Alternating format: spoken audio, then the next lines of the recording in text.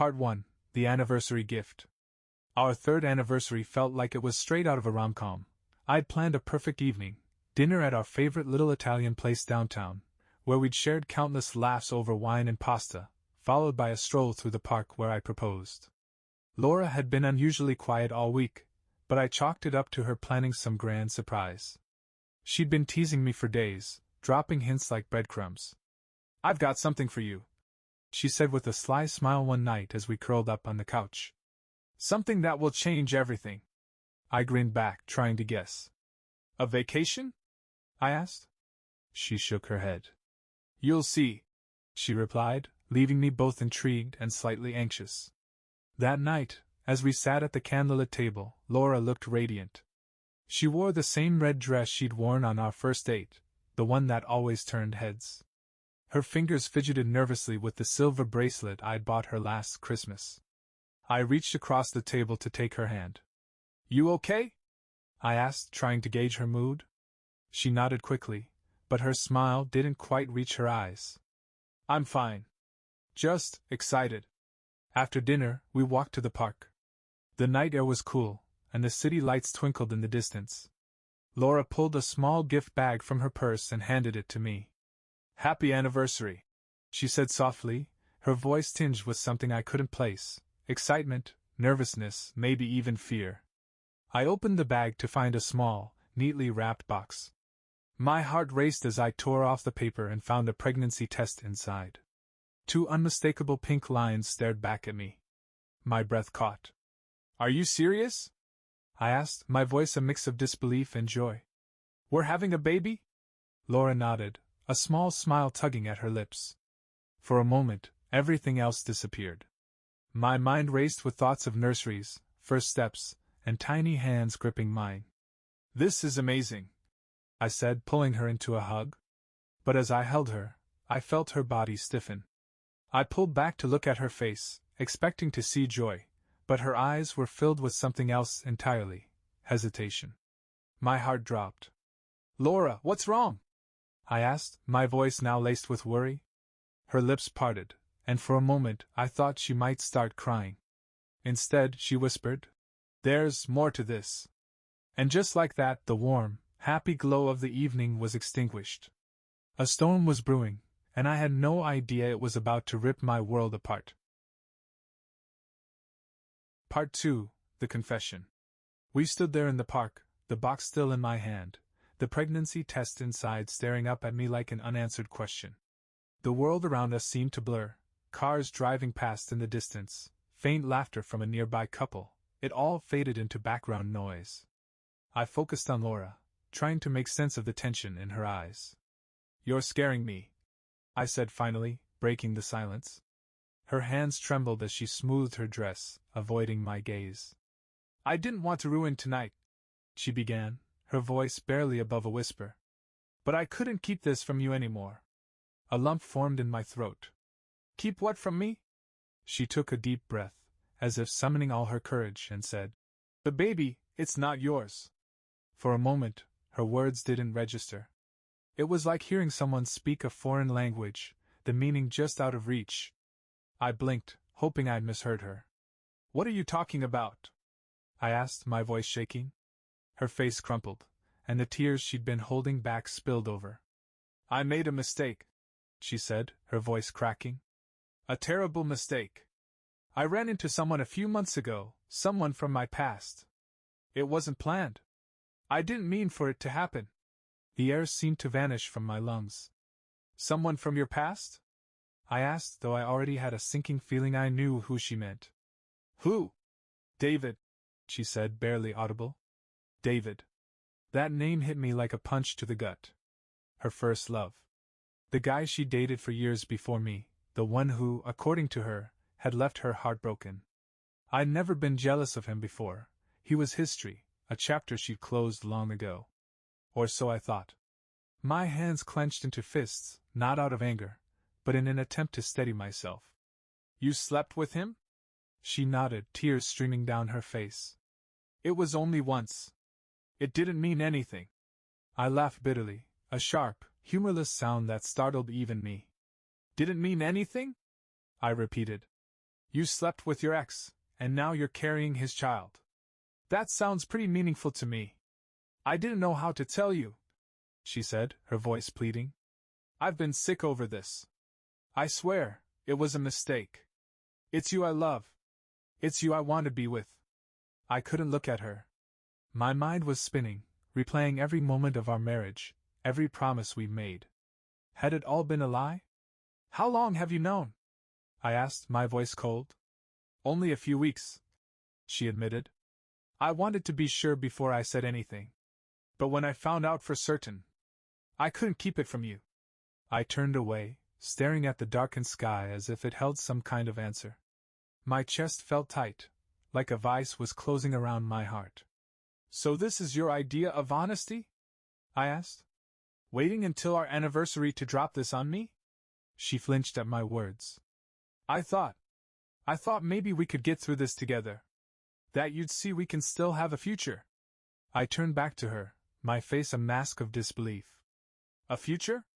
Laura, you're carrying another man's child. How am I supposed to just look past that? She stepped closer, reaching for my hand, but I pulled away. Because I love you, she said desperately. I made a mistake, but it doesn't have to define us. We can make this work. Please don't give up on us. I stared at her, searching for any trace of the woman I thought I knew, the woman I'd built a life with. But all I could see was the betrayal, raw and unfiltered, cutting deeper with every passing second. I need time, I said finally, my voice barely above a whisper. Without waiting for her response, I turned and walked away, leaving her standing alone in the park, clutching the gift that had shattered everything we'd built. Part 3, the backstory. The night was a blur as I wandered aimlessly, trying to make sense of it all. How had it come to this? Laura and I had built a life together, shared dreams. And now, with just a few words, everything felt like a lie. I ended up on a bench by the river, where I called Mark my best friend. When he arrived, I laid it all out, the pregnancy, David, the betrayal. It wasn't just a mistake, I said bitterly. It was a choice. Mark listened, his brow furrowed. I get why you're furious, man. But are you sure you have the whole picture? People do stupid things for complicated reasons. I wanted to argue, but deep down, I knew he was right. Laura wasn't a cruel person. What had driven her to this? When I finally went back to the apartment, she was waiting with tear-streaked cheeks and 2 mugs of coffee. We sat in silence until I broke it. Start from the beginning, I said. She took a shaky breath. It happened when I ran into David at a conference. We talked, caught up, and it brought back old feelings. I was stupid weak. It was one night, and I told him it was a mistake. And now you're pregnant, I said flatly. She nodded, tears spilling again. I was scared to tell you. I don't want to lose you. I love you. I stood pacing. David doesn't know? No. I haven't spoken to him since, she said. I stopped and looked at her. What if he finds out? What if he wants to be involved? I don't know, she whispered. I haven't thought that far ahead. I've just been trying to figure out how to fix this. Her words hit me like a punch. This wasn't something that could be fixed, not easily. There was a child involved now, one who would tie us to her mistake forever. I need time, I said finally, unable to look at her. She nodded, her voice trembling. Take as much as you need. I hope you'll come back. As I walked out the door, her sobs echoed behind me. I didn't look back. All I knew was that I needed space to figure out what I could live with, and whether this marriage was part of it. Part 4, the fallout. The next few days were some of the hardest of my life. I stayed at Mark's place, crashing on his lumpy couch while he did his best to keep me sane. But no amount of beer, late-night TV, or half-hearted jokes could drown out the chaos in my head. The betrayal wasn't just about the affair, it was about everything it represented. The lies, the broken trust, the fact that the life I thought we were building was now built on sand. Every time I closed my eyes, I saw Laura's tear-streaked face, the pregnancy test in my hand, and the cracks in the foundation of our marriage growing wider. Mark, ever the pragmatist, tried to steer me toward clarity. You've got to decide what you want, man, he said one night as we played a game of half-hearted poker. Do you want to try and fix things, or is this a deal breaker for you? I stared at my cards, not really seeing them. It's not that simple, I said. It never is, he replied. But you can't stay in limbo forever. You've got to figure out if you can forgive her, or if you're better off walking away. The word forgive felt like a foreign concept. How could I forgive her? How could I ever look at her and not think of him? Of David, her first love, now forever tied to us through a child that wasn't mine? Still, I couldn't deny that a part of me didn't want to let go. We'd been through so much together. The years of building a life, the laughter, the quiet nights on the couch watching terrible movies. It wasn't all perfect, but it was ours, or at least I thought it had been. By the third night, Mark gave me a pointed look as I stared blankly at the TV. You need to talk to her, he said. Sitting here and stewing isn't going to solve anything. He was right, of course. I hated that he was right. When I walked into our apartment, Laura was sitting at the dining table, her face pale and drawn. The moment she saw me, she stood, wringing her hands nervously. I didn't know if you were coming back, she said softly. I'm not back, I said. I'm here to talk. Her shoulders sagged, but she nodded. Okay. Whatever you need. We sat at the table, the silence between us heavy. I searched her face, looking for something, remorse, guilt, hope, but all I saw was exhaustion. I need to know everything, I said. Every detail. No more half-truths. She nodded, her voice trembling as she began. It happened after a conference I attended a few months ago. I ran into David at the hotel bar. It was like seeing a ghost, but I don't know, it felt familiar. We talked for hours about our lives, about everything we'd missed in each other's.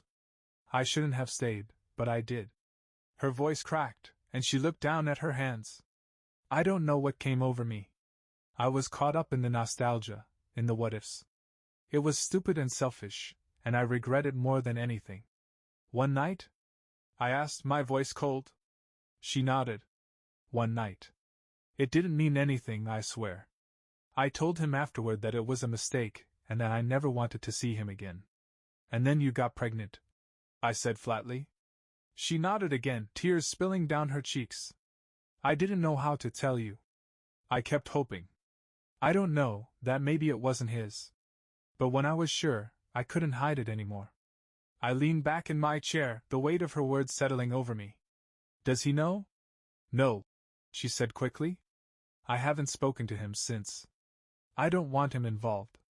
And what happens if he finds out? What if he comes knocking, wanting to be a part of this? Her face crumpled. I don't know. I haven't thought that far ahead. All I've been focused on is us. Trying to fix this.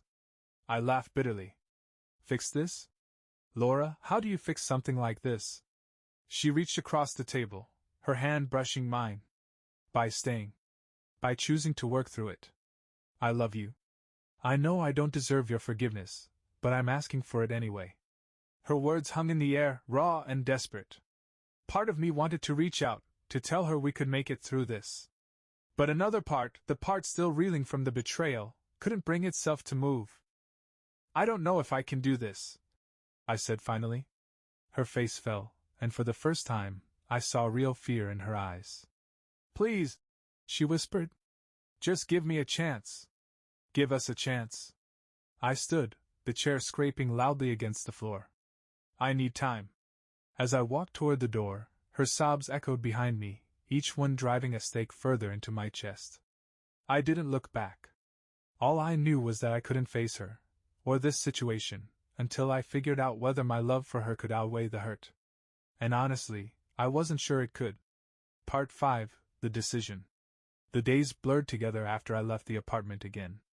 Every time I tried to focus on something else, work, grabbing lunch with Mark, even mindless scrolling through my phone, Laura's voice crept back into my head. I love you. She'd said it like it was enough to erase what she'd done. Was love supposed to be enough?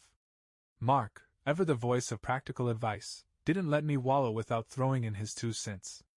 Look, I'm not saying you have to forgive her, he said one night over beers. But you can't keep running from this either. You need to figure out what you actually want. I don't know what I want, I admitted. Mark raised an eyebrow. Okay then. Let's rephrase. What can you live with? Can you handle raising another man's kid? Because that's the reality if you stay. That was the question that haunted me the most. I dreamed about having kids one day, sure, but not like this. Not with David forever tied to the picture. And yet, the thought of walking away, of never hearing Laura's laugh again, of never sharing late-night takeout or lazy Sunday mornings, it felt like a loss I wasn't ready to face. On the fourth night, I finally broke and called her. She picked up on the second ring, her voice cautious. Hello? It's me, I said. There was a long pause before she whispered. I didn't think you'd call. I don't know why I did, I admitted, rubbing the back of my neck. I need answers. Anything, she said quickly. Whatever you need. Why? The question came out harsher than I intended. Why did you do it? She exhaled shakily. I wish I had a better answer. I was stupid. I was caught up in the moment, in nostalgia, in feeling wanted in a way I hadn't felt in a while. I frowned. You're saying I didn't make you feel wanted? No, she said, her voice filled with regret. It's not about you. It was never about you. It was about me being insecure and selfish. You've always been amazing. I screwed up. Her honesty caught me off guard. I expected excuses, justifications, but all she offered was raw vulnerability. Do you still love him? I asked, my voice tight. No, she said firmly. I thought I missed him, but after what happened, I realized that chapter of my life is over. It's you I want. It's always been you. I sat with her words, torn between wanting to believe her and the weight of what she'd done. And what about David? What happens when he finds out? She hesitated. He doesn't know. I don't want him to. I want us to raise this baby together, as a family.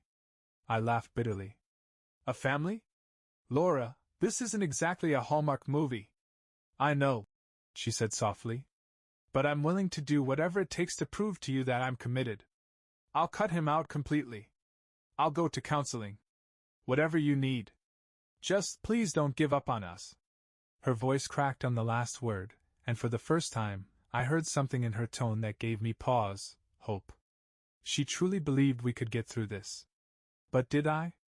The next day, I scheduled a session with a therapist. Not for us, but for me. I needed someone neutral to help me untangle the mess in my head. Dr. Miller, an older woman with kind eyes and a no-nonsense demeanor, listened patiently as I unloaded everything. When I finally finished, she leaned back in her chair. It sounds like you're carrying a lot of pain and anger, she said. And those are valid feelings. Betrayal cuts deeply.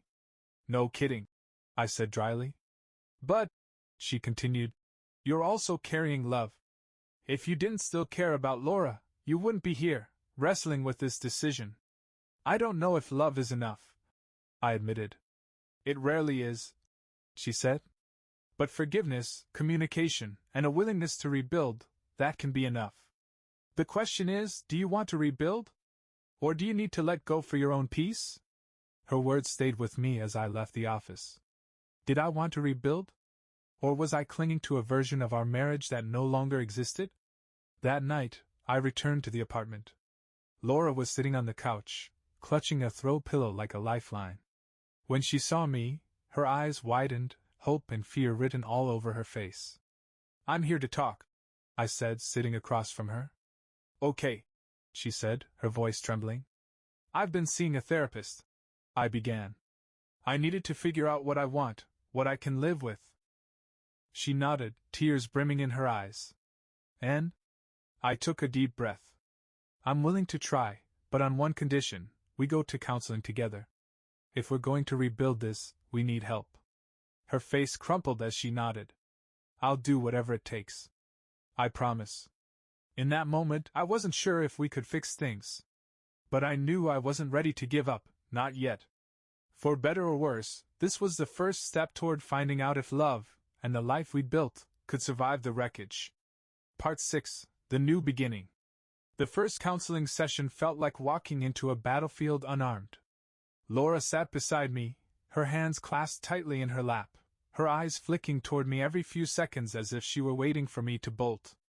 Our therapist, Dr. Roberts, was calm and measured, her presence a strange mix of soothing and unnerving. "So," Dr. Roberts began, her pen poised over a notebook, "what brings you both here?" I almost laughed at the absurdity of the question. Where to begin? With the pregnancy test? The confession? The betrayal?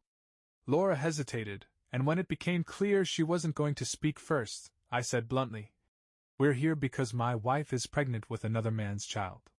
The words hung in the air like a grenade waiting to explode.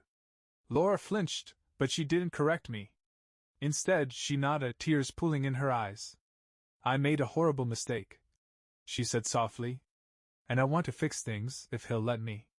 Dr. Roberts studied us both before responding. "It's clear there's a lot of pain here. But the fact that you're both willing to be in this room speaks volumes. Let's start there." Over the next hour, we peeled back layers of hurt, guilt, and anger. Laura talked about the insecurity she hadn't known how to articulate, the fear that she wasn't enough, that our marriage had lost its spark. I talked about the weight of betrayal and how it had shattered my trust in her. I don't know how to rebuild something when I'm not sure if the foundation is even still there, I admitted. Dr. Roberts nodded thoughtfully. Trust is like a thread, it can unravel quickly but takes time to weave back together. The question is, do you both have the patience and commitment to try? I glanced at Laura. Her face was raw with emotion, her hands trembling as she wiped at her tears. "I do," she said firmly. I hesitated, then nodded. "I'm not ready to give up yet." The weeks that followed weren't easy. Counseling became a weekly routine, each session a mix of progress and pain. There were moments when I wanted to walk away, when the memory of Laura's betrayal felt too fresh, too raw to move past. But then there were moments of clarity, moments when I saw the woman I'd fallen in love with, not the one who had hurt me. We started having honest conversations, the kind we'd avoided for years. She admitted how lost she'd felt after running into David, how she hadn't known how to deal with the emotions his presence stirred up. I admitted how I'd taken our relationship for granted, assuming our love would coast along without effort. One night, as we sat on the couch, she placed her hand on mine. "Do you think you'll ever forgive me?" she asked, her voice barely above a whisper. I thought about it for a long moment. "I don't know," I said honestly. "But I'm trying." That seemed to be enough for her. As the pregnancy progressed, reality began to set in. Ultrasound appointments, baby name discussions, planning for a nursery, it all felt surreal. I went with Laura to her doctor's visits, my emotions a storm of anticipation, dread, and cautious hope. At one appointment, the doctor asked if we wanted to know the baby's gender. Laura looked at me, searching for my approval. "It's your call," I said, the words feeling heavier than they should. "It's our call," she corrected gently. In that moment, something shifted. I nodded, and the doctor smiled. "It's a girl," she said.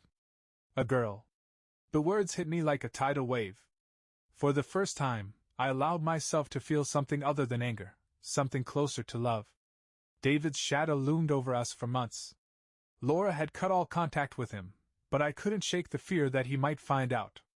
One night, as we were folding laundry, I finally voiced the thought that had been gnawing at me. "What if he shows up?" I asked. Laura stopped folding, her shoulders tense. "If he does, we'll deal with it. But this is our family now. He doesn't get a say unless we let him." Her words surprised me. For the first time, I saw her resolve, her determination to protect what we were trying to rebuild. It gave me a glimmer of hope. The day our daughter was born was a blur of emotions. I held her tiny hand, staring down at her face, and for the first time in months, I felt a sense of peace. She didn't care about the mistakes we'd made or the pain we'd endured. She was innocent, a fresh start in the form of a tiny, wriggling miracle. Laura watched me from the hospital bed, her expression cautious but hopeful. "She's beautiful," she said softly. "She is," I agreed, my voice thick with emotion. In that moment, I made a decision. I couldn't change the past, but I could choose how I moved forward. This child wasn't biologically mine, but she was mine in every way that mattered. Laura reached for my hand, her touch hesitant. "Do you think we can do this?" she asked.